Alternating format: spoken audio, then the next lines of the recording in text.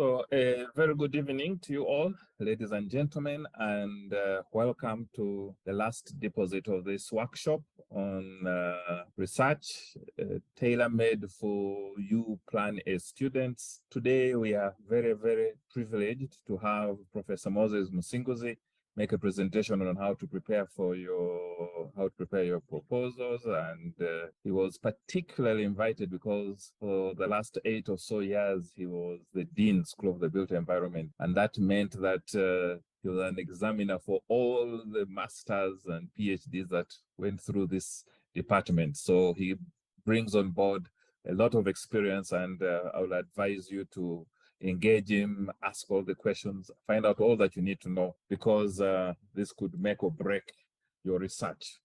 As I have mentioned earlier, this series is really made to ensure that we improve throughput. And if you remember from yesterday's lecture, we are dealing with very tight timelines. But at the back of our mind, we need to know that we are targeting to graduate in 2024. And so this is meant to not make anything easier, but to ease your research process. And so Professor Moses Musinguzi is on the house, and I would like to hand over to him. And Prof, over to you. Thank you very much, Professor Gidudu, Dean School of Built Environment. Good evening, graduate students. I hope you are hearing me. Okay, if you can hear me. My name is Moses Musinguzi, as I've been introduced by the Dean, and I am going to talk for almost 1 hour, which I think we can discuss together. And the topic is writing a research proposal, but I may not actually cover the entire process of the research proposal. I just wanted to concentrate mainly on identifying and presenting a research problem, because I know that this is the area which is probably the most difficult for students, and this is the reason why many of the students do not proceed to Plan A, and that's also why some of the students take a long time to complete. So if you have any questions as I present, you can always ask, because I would love this to be as interactive as possible. So the first question, I hope you can see, do you see my screen? If there is anything that you would like to ask, please go ahead and ask as I do the presentation. And most of the stuff I will be talking, although I have some lead points that are on the screen, but most of the stuff is with me and I'll be talking. So what is a research proposal? I believe all of you know what a research proposal is: a concise and coherent summary of your research, of your proposed research. It sets out the central issues or questions that you intend to address and the methods that you will employ. In Makerere, it is a requirement. You have to write a research proposal, and the research proposal has to be approved for you to be able to proceed to do research, either at master's level or even at PhD level. If you don't have it, basically you cannot proceed, you cannot move ahead. You have to finish it, and then you are able to proceed. However, in reality, and also based on the experience, it is a very flexible document. Flexible document in that its provisions are not cast in stone. You can start with a research proposal, but somewhere on the way you change aspects of the proposal. And also from experience, I've not seen any limit on how much you can change the proposal. This is unlike other contracts where you are supposed to change a certain percentage, and if you want to change more than that percentage, then you have to seek approval. But for a research proposal, as long as you are in touch with your supervisor, you can change it as much as you want, as long as you remain focused and you are following approved research methods. For people who have completed masters and also those who have completed PhDs, somebody will tell you, if you compare what you presented as a synopsis, then also as a proposal, and finally what you defend as your dissertation or thesis, you will find that there is a very big difference. So really, sometimes one wonders, is it necessary to have a research proposal? In fact, in some universities and in some countries, you don't write a research proposal. You just write a study plan, have a general area of research, then you write a study plan. A study plan has timelines of what you want to do in terms of research activities. For example, attending courses, attending some conferences, and then finally doing the research. Then along the way, you keep on researching and you can set objectives, and finally you come up with a dissertation. But as I mentioned at the beginning at Makerere, you cannot go through that route because a proposal is required. The proposal gets you going. It is a very good starting point. It gives you a direction and it also gives you orientation. It gives you a position or entry point into the research field of study. It is like a plan for a house in reality. When you are going to build a house, you can start from scratch without a plan.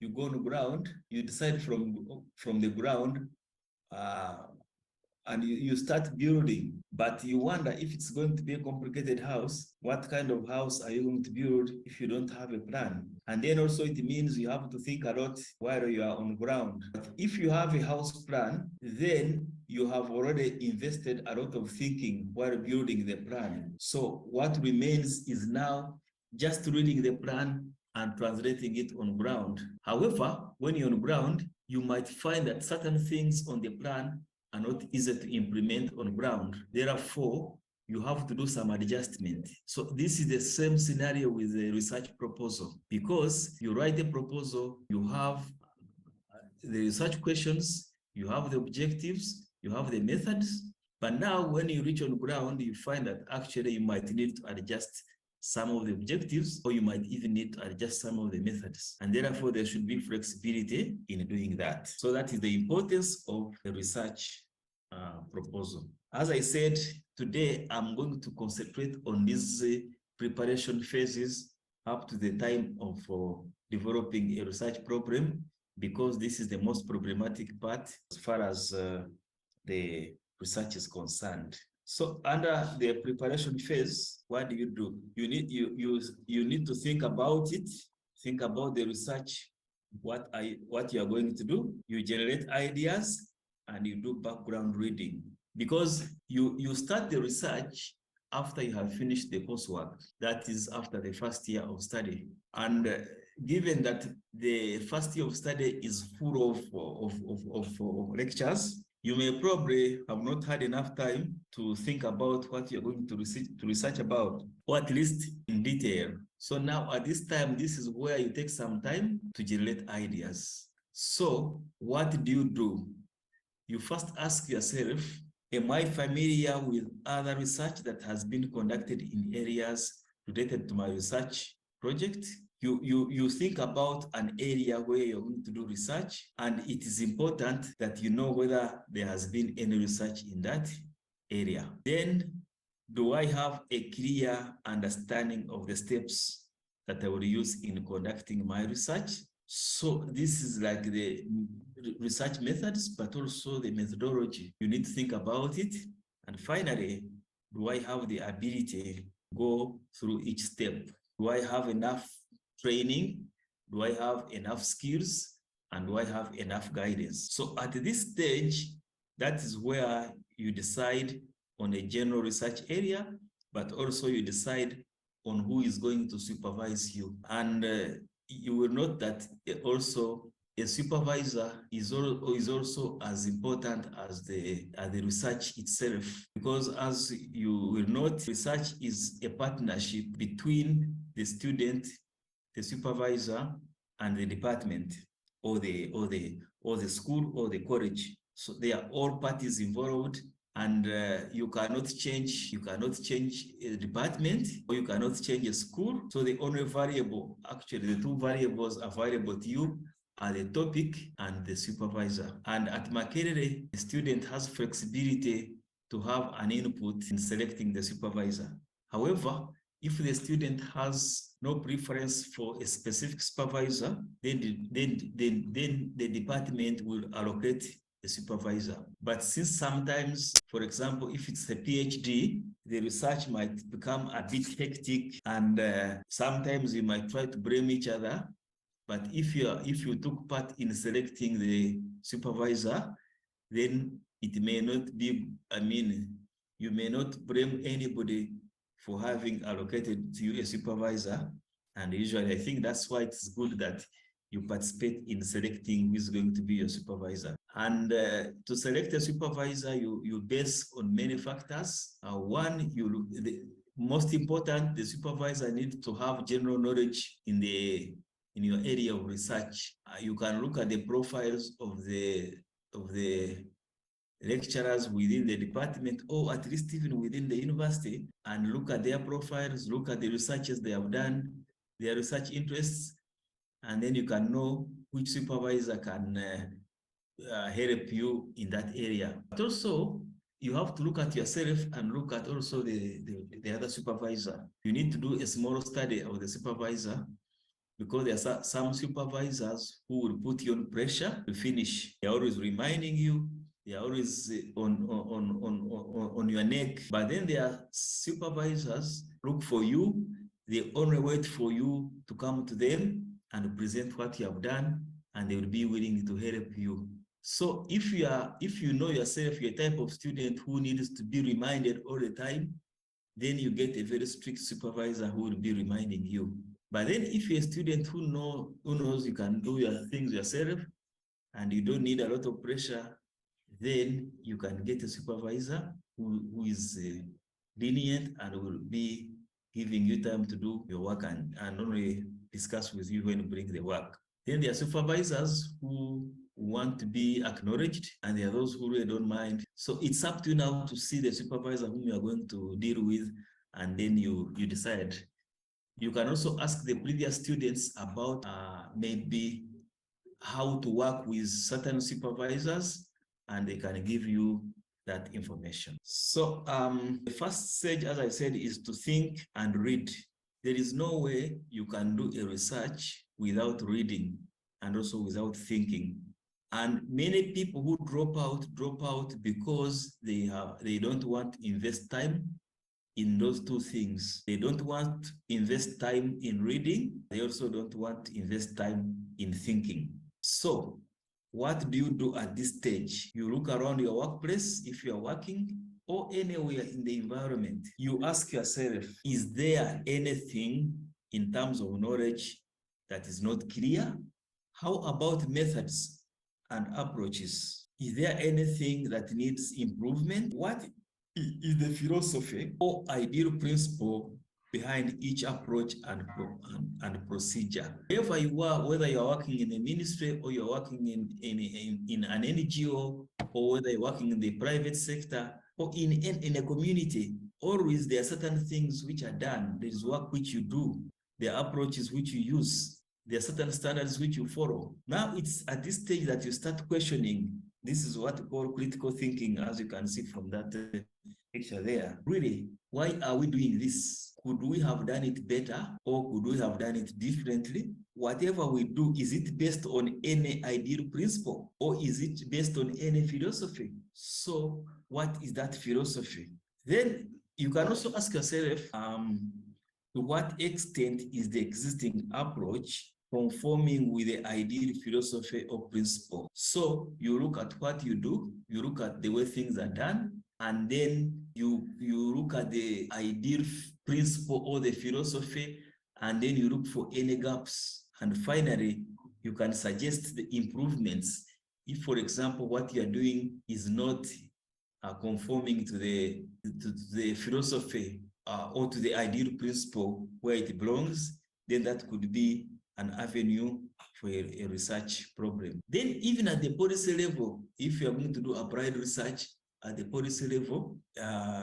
Government has policies, but even other institutions have policies. Now, when you look at how things are being implemented on ground, then you can also look at the policy, and you look for any mismatches between what is being implemented, what is in the policy. Then the policy implications. We have many policies in Uganda, for example, and even elsewhere. Then you can also look at the feasibility study. Is this policy really feasible? For example, if you say you are going to compensate Bivanja holders, is it feasible? What are the implications of this policy? You can say the implication of this policy is that you are going to pay 500 million shillings on an average to 1 million landlords, and this will result in so much. But does the Ugandan economy have that money? Or you can even look at something like these environmental regulations. For example, if we are going to maintain a buffer of 200 meters or 100 meters on every river or stream or lake in Uganda, how much agricultural land will be affected? How does this one contribute now the overall output of agriculture and its contribution to the national development? So that is the policy implication. So it's at this stage that essentially you must find yourself questioning everything, including even things that look trivial, because research is about finding out where there is knowledge, lack of knowledge, where there is a knowledge gap. Now, also to facilitate yourself at this stage, you need always to move with a notebook, because an idea comes once. You can be on a bus, you can be in your car, you can be having dinner, or you can be in a bathroom. Then all of a sudden, an idea strikes. If you don't write it down, then you lose it. So that's why it is always good to be armed with a notebook at this stage. And once you forget an idea, it will never come back. Many people who have done research, more especially at PhD level, they will tell you that at some point you become stuck. You become stuck. You can even, for me, for my own research, I think when I was doing PhD, I spent 2 weeks doing nothing because I'd almost given up, and I was at the level of developing a proposal, and I was doing it. I was in Sweden. I spent a whole 2 weeks going to town, walking around, because I had almost reached a dead end. But it's only one day that an idea came to my mind, and I ran back to my press and I wrote it down. Then I started writing a lot, and I started moving again. I'd even decided actually that I should come back because I thought everything had come stand still. So even you, that's the situation that you are likely even to meet now. And now the problem is that when people encounter such a situation, many of them will actually say, let me go to plan B. Let me go to plan B. This one I cannot manage. I can tell you this needs persistence, and you will overcome it as long as you persist and you continue thinking, you continue recording.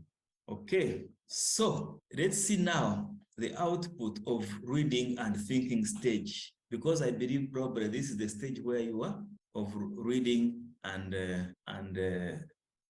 thinking. So the output is that you will generate a list of problem areas and research problems. There are some students who come when they are already focused and they know which area they want to research in. But there are students who might be flexible.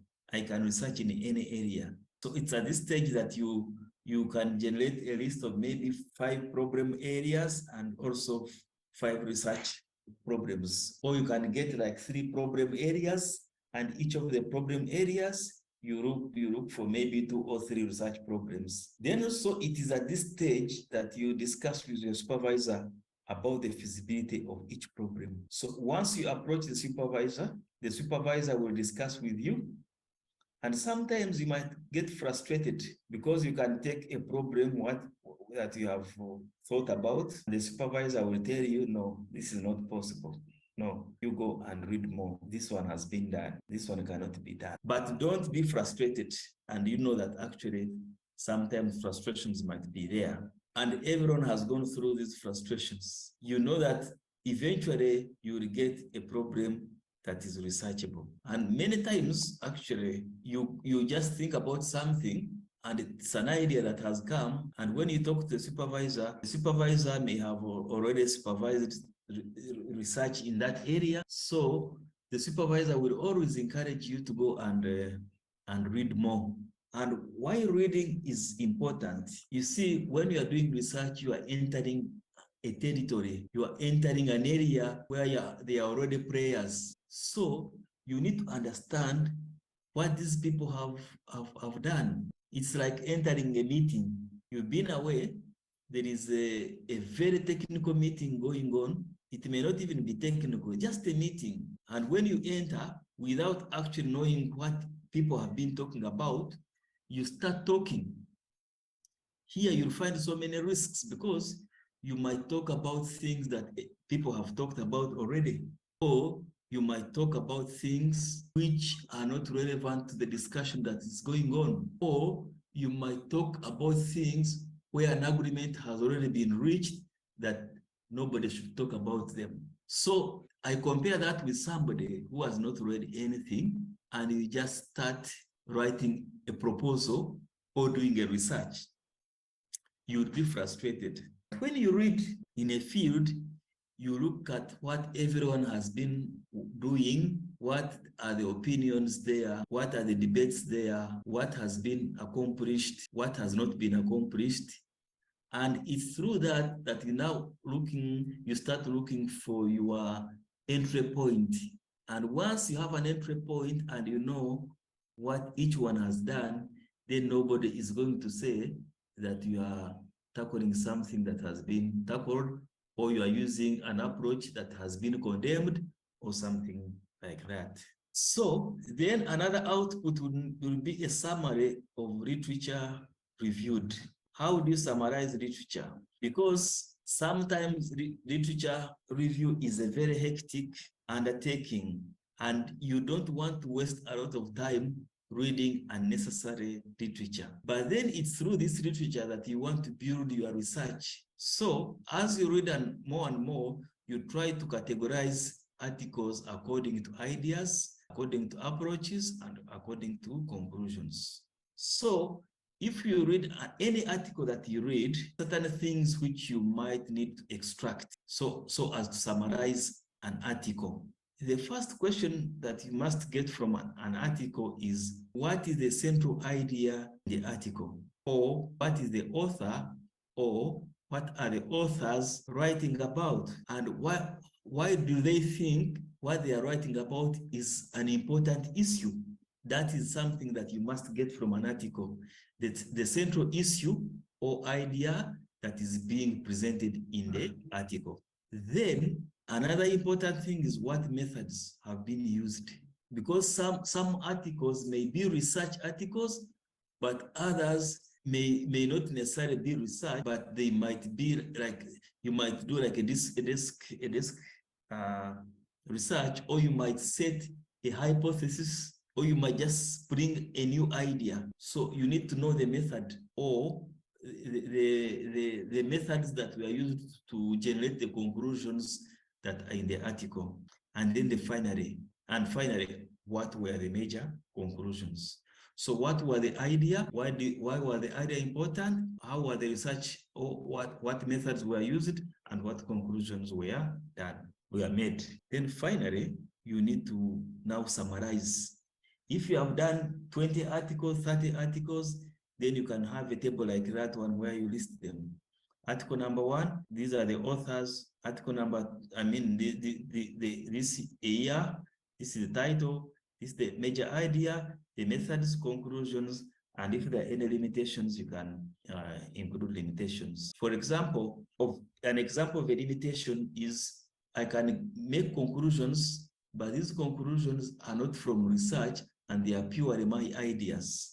So that one should be indicated. And remember, why do you need this? When you are doing literature review, you'll be saying, this author observed that this and this and this and this, and this agrees with the other author. However, the other author did like this and this. You can only be able to do that once you have summarized and you keep on referring to this table. So how do you read an article? Now, as I told you, it is always very cumbersome to read an article, and therefore you want to minimize the number of articles that you read. You want to read an article where you are actually going to get the information that you want. So therefore, you want to avoid unnecessary articles. So how do you make a decision whether or not to read an article? So you first begin by looking at the title. If you are doing something on like change detection, you want to see the changes that have the land cover changes that have happened. So which means you are trying to look for articles about land cover change. So the first impression you get is from the title. If you look at the title and it talks about land cover change, then you say, let me get this article. Now, the moment you get an article, then, you have read the title and the title is relevant to your work. So the next thing that you look at is now the abstract. Every article has an abstract. And normally the abstract will have a short background. The abstract will have a problem. The abstract will have objective, the major objective. It will have the methods. It will have the major findings, and it will have conclusions and recommendations. In a very concise way, most abstracts are like half a page or even quarter a page. So it's very easy for you to read quarter page. And by reading quarter page, you get basic information whether what you want in the article is there or not.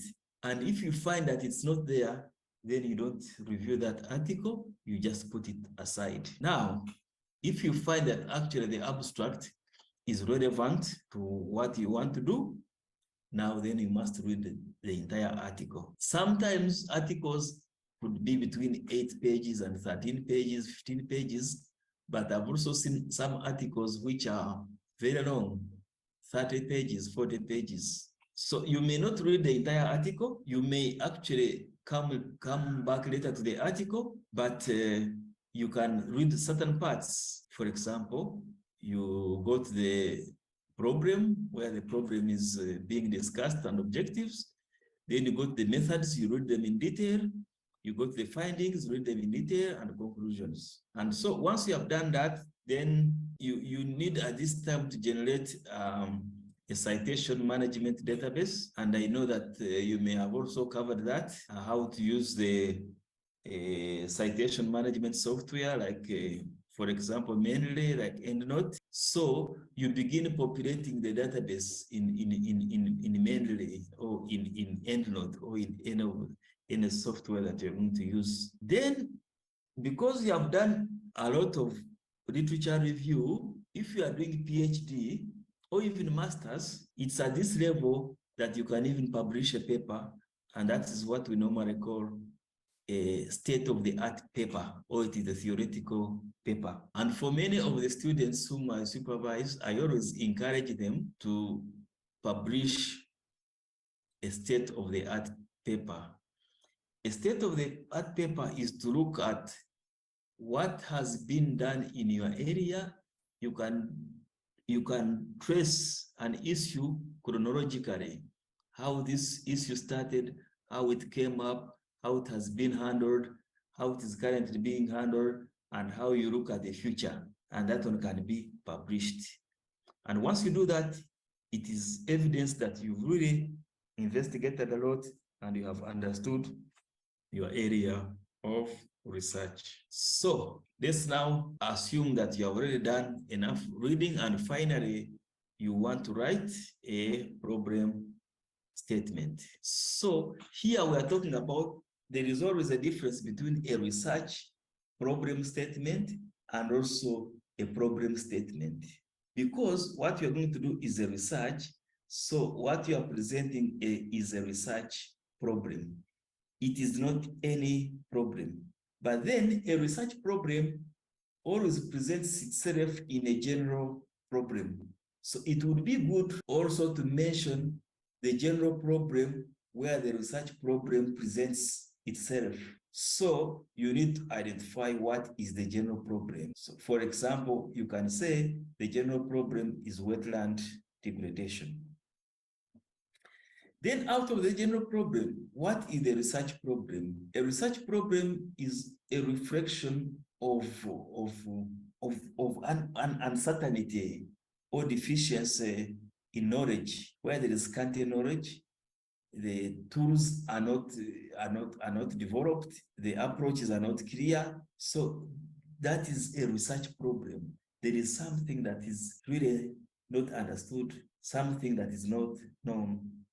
And therefore, the research is going to uncover it or improve it or contribute something that adds value to it. So in this case, if the general problem is wetland degradation, then the research problem can be maybe the scanty knowledge about causes and extent of degradation. But now, the way you present it is you have to indicate that usually to be able to address the problem of wetland degradation, you need to have adequate knowledge about causes of the causes and the extent of degradation. Then what is the problem? However, this knowledge is lacking in Uganda. So that is combining what is the problem and how is it a problem. To be able to explain what is the problem and how is the problem, then you actually indicate what should be the ideal, and then you indicate what is the pertaining situation, and that one shows where there is a gap. Then you also need to include what are the impacts of not addressing the problem. If this problem persists, what risks are we having? Using the same example, you can say the current interventions have not stopped the degradation, and continued degradation will lead to irreversible impacts on the environment. And finally, what solutions do you propose? I've included a video there. It's about 6 minutes video, which also talks about this screenshot which I put on the right, the parts of a problem statement, where you have the ideal, where you have the reality, and where we have the consequences. So when you look at every problem statement, these are the things that you should always look for. And once you have properly written a problem statement, to me, I think we have done like 70% of the proposal, because people take long to write proposals because they have failed to identify a problem.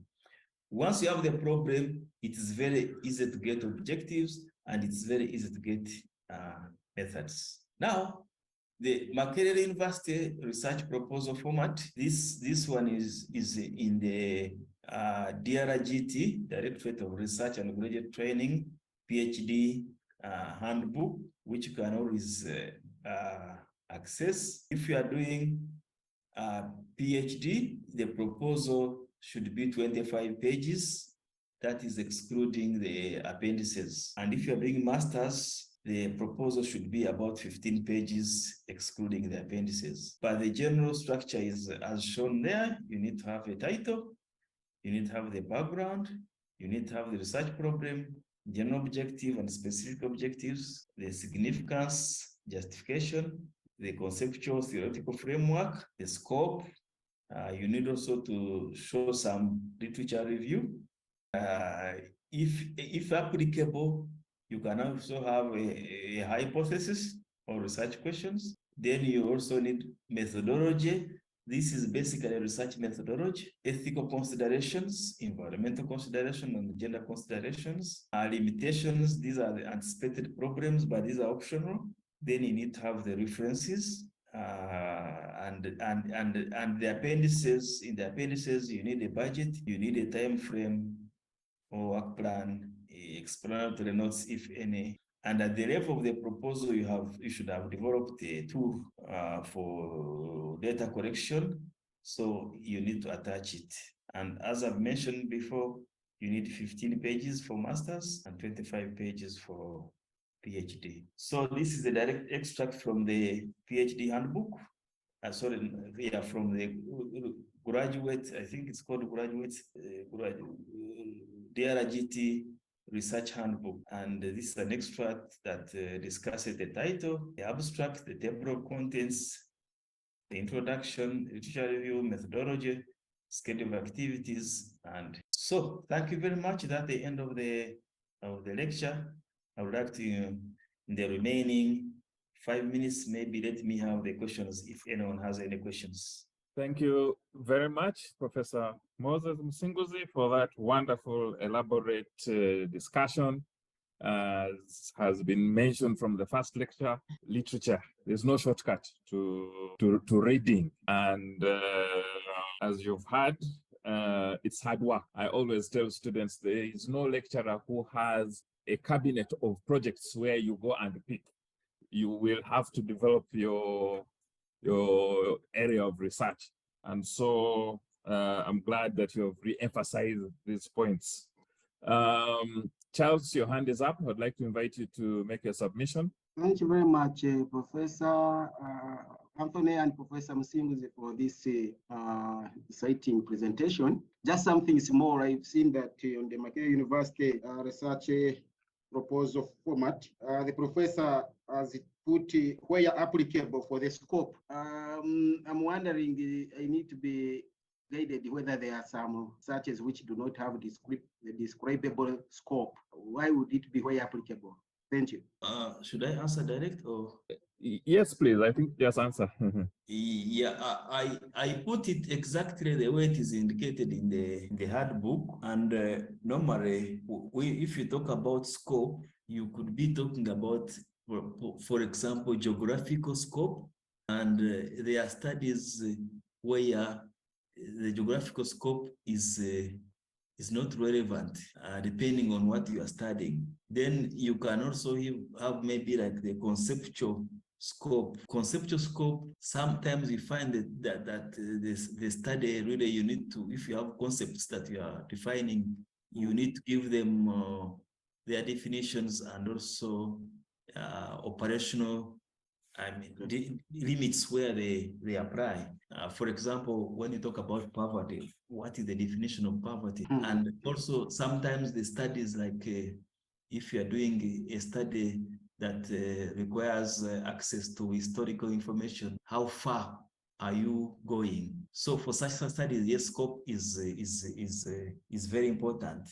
And so when you are writing a proposal, it's up to you to determine really whether scope is such an important thing that you need to define. Because if you don't define scope, then there are chances that people will ask you even questions that go beyond, one, the geographical scope, but even two, the conceptual scope that you dealt with in the study. So, well, I cannot give an example where it may be relevant, but I think it is always important to consider whether it is relevant for you. And if it's relevant, please include it. Okay, thank you. Thank you. I've understood the explanation. There's a question in the chat. That is Justin.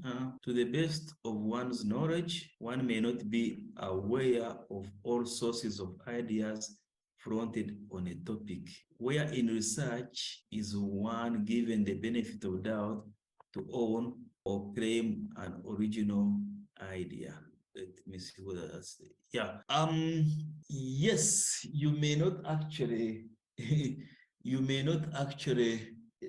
be able to get everything that has been done anywhere in the world, but the concept in research is that you should not research what has been researched before, or if knowledge has been generated before, you don't need to generate the same knowledge. There should be different. You can do something that is that generates the same data. You generate the same data, but maybe of a different geographical space. That one becomes a different research. But to be able to convince the audience that what you are doing is original, you must make an attempt to review as much as is possible and as much as you can. Then also, you need to present your idea as widely as possible.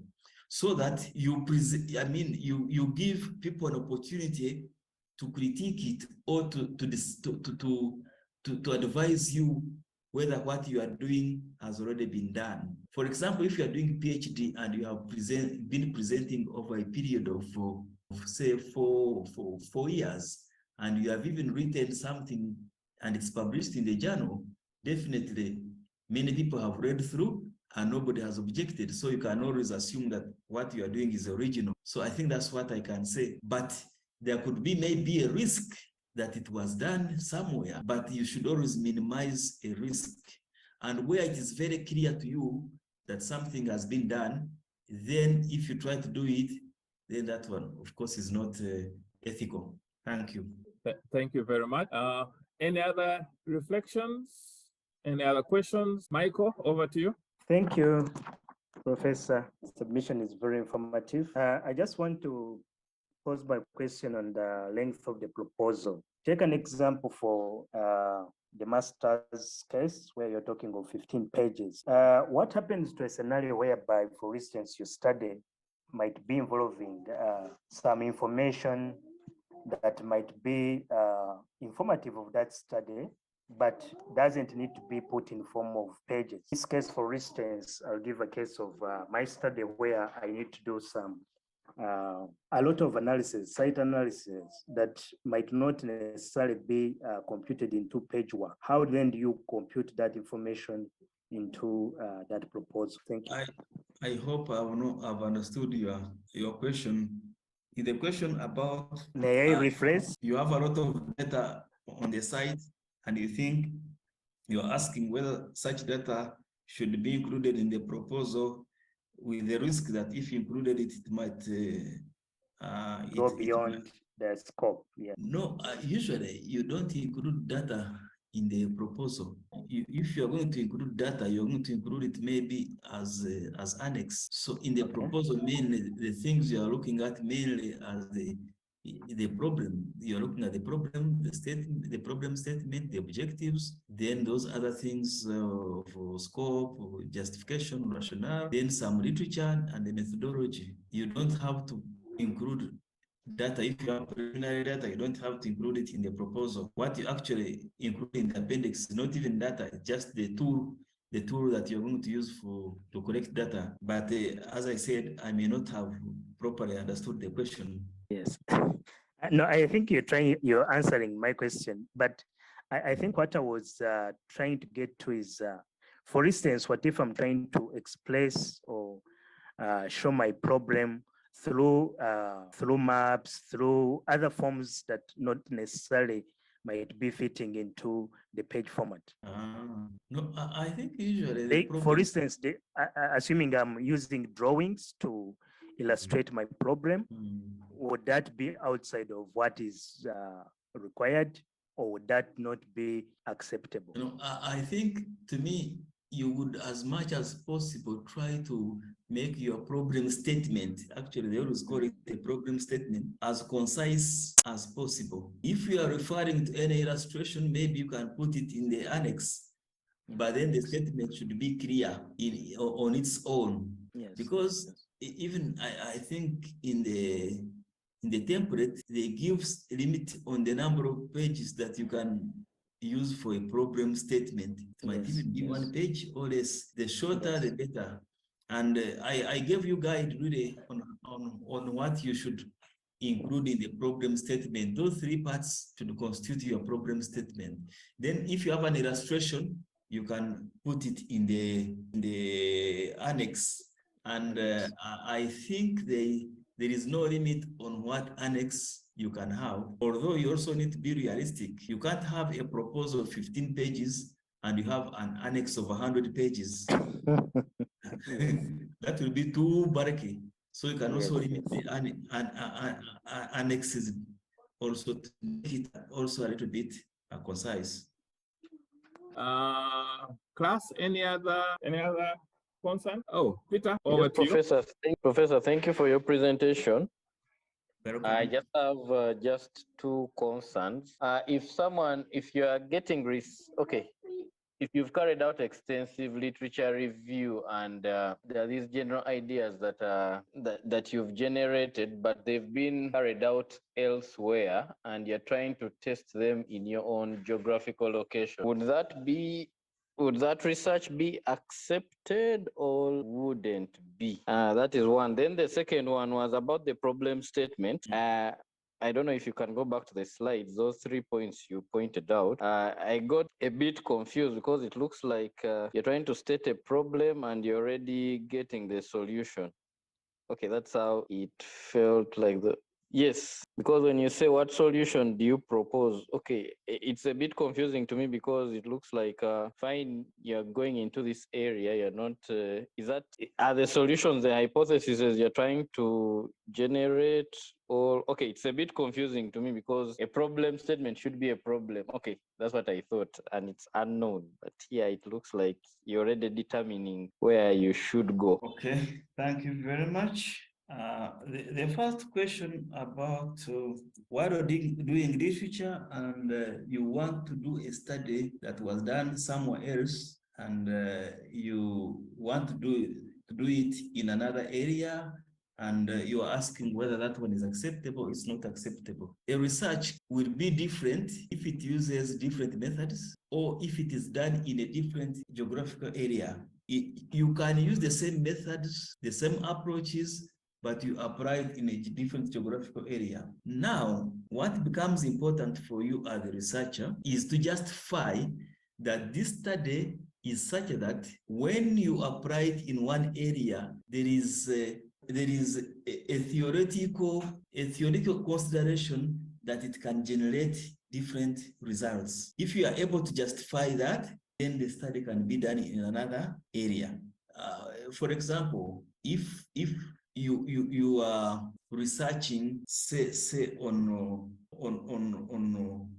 which chemicals to apply in an area, and the area, these chemicals are affected by environmental factors, temperature, so on and so on, then it is well established in theory that the environmental factors can affect it. And then the results which you obtained were in an area that is quite different, then you can do the same study in another area and it will be justified. So I think that answers that.